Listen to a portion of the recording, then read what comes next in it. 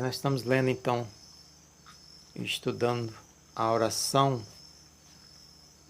chamada oração do Pai Nosso. E nós lemos na semana passada, então eu vou ler de novo, mas vamos comentar assim, minuciosamente as palavras, as frases.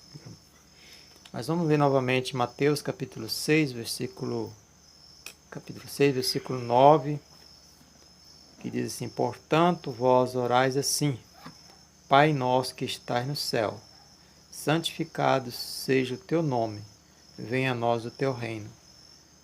Seja feita a tua vontade, assim na terra como no céu. O pão nosso de cada dia nos dá hoje. Perdoa nossas dívidas, assim como nós temos perdoado os nossos devedores. E não nos deixe cair em tentação, mas livra-nos do mal. Pois teu é o reino e o poder e a glória para sempre. Amém. Nós falamos na semana passada sobre a questão do Pai. Por que Pai? Quais definições, as qualificações para Pai? E hoje nós vamos falar aqui um pouquinho sobre nosso. Pai nosso. Porque às vezes nós pensamos que eu sou o dono do Pai, digamos assim. Eu sou o único que mereço. Que se eu falo assim, meu Pai, a gente pode até na oração falar meu Pai, mas quando eu estou falando em particular. Mas na verdade, ele está deixando bem claro aqui que é Pai nosso. E nosso, quando fala nosso, é todo aquele que vai, digamos, buscar sentido nessa oração. Porque muitas vezes nós fazemos discriminação, fazemos acepção de pessoas, mas nós sabemos que Deus não criou mais de um ser humano, assim, seres humanos diferentes. Quem sabe Ele criou a humanidade. Se criou outros seres, são seres celestiais, assim, no caso de seres que comunicam assim, como se fossem seres humanos, ou parecidos com seres humanos, quer dizer, não seus animais, então que nós conhecemos de fato. É um ser humano, é único, é um povo. Ele não fez um povo aqui, outro lá, outro acolá, né? Pelo que a gente tem conhecimento, ele fez uma raça humana, digamos assim, povo, ser humano. Então, se ele fez existir o povo, então todos nasceu dele. E a gente percebe assim lá no início da Bíblia, o objetivo pelo qual Deus fez o homem, criou o ser humano, para nós glorificarmos o nome dele, para nós sermos semelhantes a ele. Muitas vezes nós pensamos que Deus criou o ser humano, muitas pessoas têm esse entendimento, alguns para sofrer, outros para não sofrer, mas não é bem assim. Deus criou o ser humano para um objetivo só. Lá em Gênesis diz lá, criou ele o ser humano segundo a semelhança dele, quem? Deus. E depois colocou essa capacidade, essa semelhança aí, não é semelhança corporal, física, mas uma semelhança de capacidade.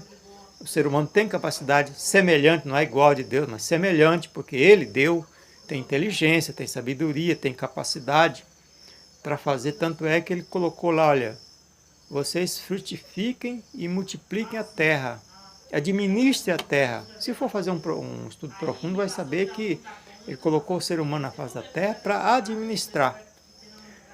E também no Gênesis 2 vai dizer assim, que Deus criou inclusive um lugar, quando se fala Jardim do Éden significa um lugar de segurança, de paz, de harmonia, de tranquilidade. Então colocou o homem ali para cuidar, mas também para comunicar com Deus. Ele diz que todos os dias Deus passava pelo jardim, ou seja, a presença de Deus ali, e comunicava com o ser humano. Só que o ser humano, por conta do pecado, principalmente a ambição de querer se tornar igual a Deus, perdeu essa comunicação com Deus. Mas isso não quer dizer que o ser humano tem uns que poderia ser filho de Deus e outros não. Todos. Todos nós temos esse direito. E aqueles que não estão na presença de Deus, é um filho que se distanciou. É como nós vimos na semana passada, aquele filho que resolveu viver por conta própria e foi viver longe. Então se distanciou. Mas ele dá oportunidade para todos voltar e se tornar de novo filho dele. Filhos legítimos, filhos que tenham parte novamente na herança. Não vai viver por lá e por lá se acabar a sua herança lá, o que era ser, pronto, acabou. Não, ele dá a oportunidade para a pessoa voltar. Aí eu até separei alguns outros versículos que diz aqui sobre por que nós falamos que o Pai é nosso. Porque ele não faz acepção de pessoas. Para ele todas as pessoas são iguais. Ele dá a oportunidade, ele oferece as bênçãos a todo ser humano. Aí eu vou ler aqui alguns versículos que eu gosto sempre de falar e mostrar também onde é que está escrito, para que se alguém questionar, não, foi lido na Bíblia. Então, já que estamos estudando na Bíblia, é Atos dos Apóstolos, capítulo 10, versículo 34.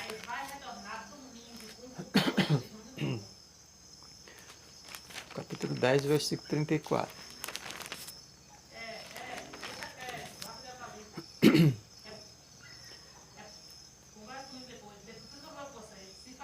Portanto, falou Pedro, dizendo: reconheço por verdade que Deus não faz acepção de pessoas. Pedro era um dos apóstolos de Jesus Cristo. E os judeus, e Pedro era judeu, assim como os demais apóstolos, Jesus, o próprio Jesus era do povo judeu. Mas, como você está dizendo, quando a gente diz judeu, ele fazia parte do judaísmo, da religião judaica, daquela época já. E o judeu ele tinha essa questão de querer achar que Deus era pai só deles. Não era pai de mais ninguém. Só eles que tinha. E mesmo assim, olha lá, porque até quando Jesus chamou Deus de pai, eles ficaram questionando. Mas como é que você tem que chamar Deus de pai? Então, aqui quando a visão que Pedro teve, depois quando Jesus ressuscitou, morreu, ressuscitou e subiu aos céus, depois disso, houve o dia de Pentecostes, então as pessoas os apóstolos começaram a pregar o evangelho. Só que o judeu, ele não queria se misturar, ele não aceitava quem não era judeu, quem era gentil, como se dizia.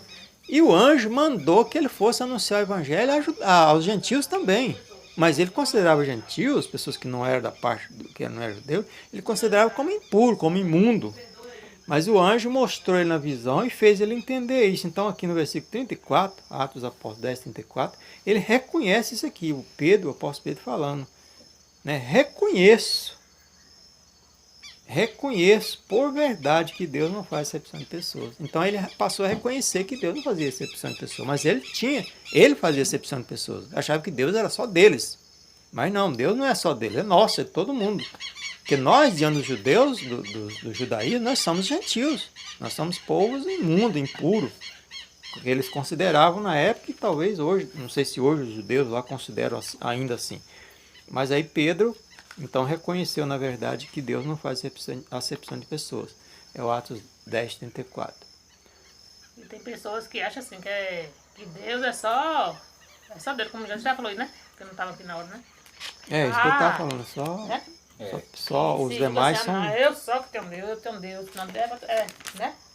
A questão é que a Bíblia é muito extensa, tem muita coisa para se estudar.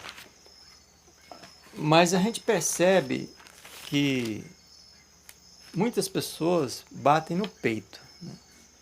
Eu sou filho de Deus, eu sou de Deus, aquele lá é um mundano, é um ímpio. Só que, às vezes ele está falando isso, mas não está reconhecendo que se ele tem alguma coisa diferente na vida dele, alguma coisa melhor na vida dele, não é por ele não, é porque Deus é que colocou na vida dele. A única diferença que teve é que ele conseguiu ouvir Deus falando com ele, digamos assim, talvez abriu mão de alguma coisa, resolveu decidir a seguir a palavra de Deus, mas isso é pela graça e misericórdia de Deus. Porque o apóstolo Paulo ele fala bem sobre isso, que nós não podemos gloriar por nós mesmos. Se nós temos alguma coisa que gloriar, é por Deus. É por isso que eu sempre falo assim, toda honra e toda glória pertence a Deus. Às vezes nas minhas orações eu sempre estou lembrando disso. E vamos supor assim, lá no meu trabalho, às vezes as pessoas falam assim, nossa, se todos os funcionários fossem igual ao seu Josias, o colégio estava feito. Porque ele pega o serviço e faz, não precisa ficar mandando. Ele sabe o que tem que fazer e vai fazer. Vê o que está precisando fazer e vai fazer por conta própria. Mas eu falo, olha, eu sou diferente porque eu vim aqui para fazer diferença. Eu falo, porque eu quero glorificar a Deus com o meu trabalho. Porque a Deus pertence toda a honra, toda a glória. Todo elogio que me passar a mim é de Deus, não é meu não. Porque se eu tenho essa qualidade é porque Deus mudou minha vida, pela misericórdia dele. E pode mudar a vida de todos que quiserem ser mudados. Agora precisa a pessoa querer ser mudada. Mas então assim, por nós mesmo, por minha própria capacidade, eu não seria diferente de ninguém. Seria igual, talvez pior do que muitos. Mas pela misericórdia, pela graça e misericórdia de Deus é que nós podemos dizer que nós temos algo de bom na nossa vida. Porque o próprio apóstolo Paulo também fala que nenhum homem, ninguém pode ser justificado pela sua própria obra ou pela lei, mas sim pela fé em Cristo Jesus. É que nós somos justificados. Se eu posso falar assim, mas mas sim, pela fé em Jesus Cristo. Não porque eu fiz isso de bom, fiz aquilo. Mas é porque todo dia eu dou uma cesta básica. Não. Mas aí você está fazendo porque você tem para dar, né? Agora, se eu, no caso, assim, diante de Deus, isso aí não vai me justificar. Só isso aí. Agora, a partir da palavra de Deus, eu estou fazendo isso que é para glorificar a Deus. Aí é outra coisa. Mas o cara fazer isso para os outros, ele dá, né, e tal. Então, isso aí está glorificando a ele mesmo. Agora, Deus não faz exceção de ninguém. Nós fazemos. Quer dizer, o povo faz. Infelizmente, até muitas igrejas, muitos líderes religiosos fazem isso. Não, você não é da minha igreja, então você está perdido. Você tem que ser da minha denominação. Então, o ser humano tem essa mania. Como Pedro fazia lá. Não, aquele lá é imundo, é impuro. O anjo mostrou para ele, não. Vai lá pregar para ele lá. Aí que foi que eu li lá no Atos 10, 34, que Pedro reconheceu isso aí. Que Deus não faz exceção de pessoas. Aí eu vou para Romanos, capítulo 2, versículo 11, que de novo fala assim: porque para Deus não há acepção de pessoas. Assim, pois, que todos pecaram sem a lei, e sem a lei perecerão. E todos que com a lei pecaram, mediante a lei, serão julgados. Então, se pecou, é porque aqui eu pulei um versículo, que na verdade era só o versículo 11. É assim, porque o estudo é extenso, então se nós formos ler tudo, mas aqui na sequência, assim, ele vai falando que depois as pessoas são justificadas só por Jesus Cristo, não tem como ser justificado pelas suas próprias obras. Então, para com Deus não há acepção de pessoas. Romanos 2, 11. Só para confirmar essa questão de que Deus é Pai nosso, de todos nós. Depois temos também lá na primeira epístola de Pedro, capítulo 1, versículo 17. Também vai falar sobre essa questão aí da acepção. Primeira carta de Pedro 1,17.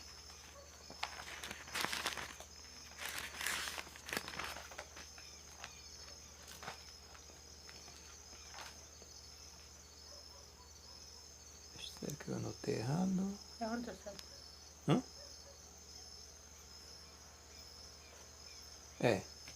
Porque diz assim: ora, se invocais como Pai aquele que sem acepção de pessoas julga segundo as obras de cada um, portai-vos com temor durante o tempo da vossa peregrinação.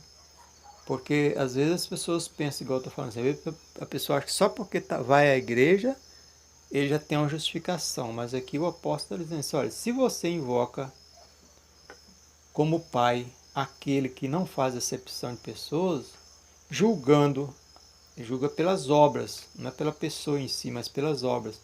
Então, ou seja, comportai-vos, andai com temor a Deus durante o tempo que nós estamos aqui na terra. Ou seja, ele está dizendo peregrinando significa isso. E depois, para confirmar aqui novamente, 1 Timóteo 2, 3 e 4. 1 Timóteo capítulo 2, versículo 3 e 4. Que ele vai dizer que ele quer que todos os homens, todo ser humano, que às vezes quando a Bíblia fala homem, é ser humano, raça humana. Não é distinção também entre homem e mulher. Em alguns casos, sim, vai especificar. Mas quando fala assim de homem, nesse caso aqui, é todo ser humano.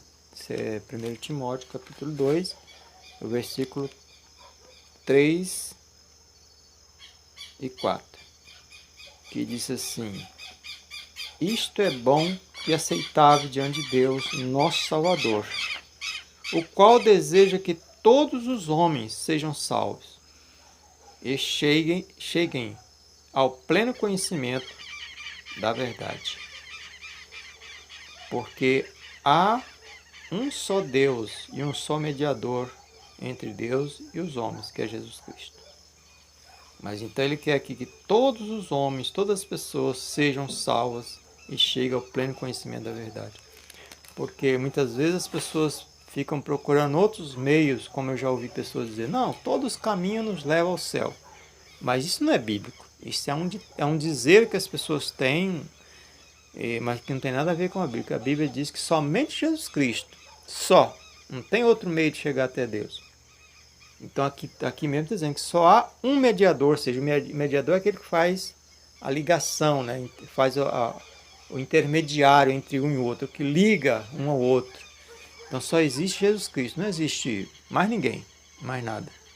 E muitas vezes as pessoas acham que por seus próprios méritos, ou por outros meios, ou pela própria religião, pela própria igreja ou denominação, ele vai chegar ao céu. Lá em João também Jesus fala, eu sou o caminho, a verdade e a vida. Ninguém vem ao Pai a não ser por mim. Então, a não ser por Jesus Cristo, não tem como chegar até o Pai, até a Deus. Então, assim que nós possamos reconhecer Deus como nosso Pai.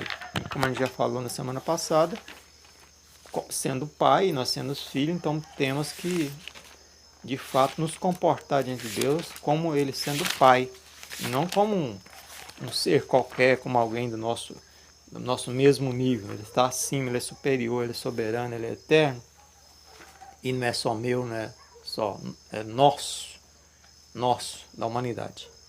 Então, assim que Deus continua nos fortalecendo, nos fazendo entender essa palavra, para que nós possamos, de fato, praticar e praticar da forma correta. Assim, vamos orar novamente, encerrando o nosso trabalho por hoje.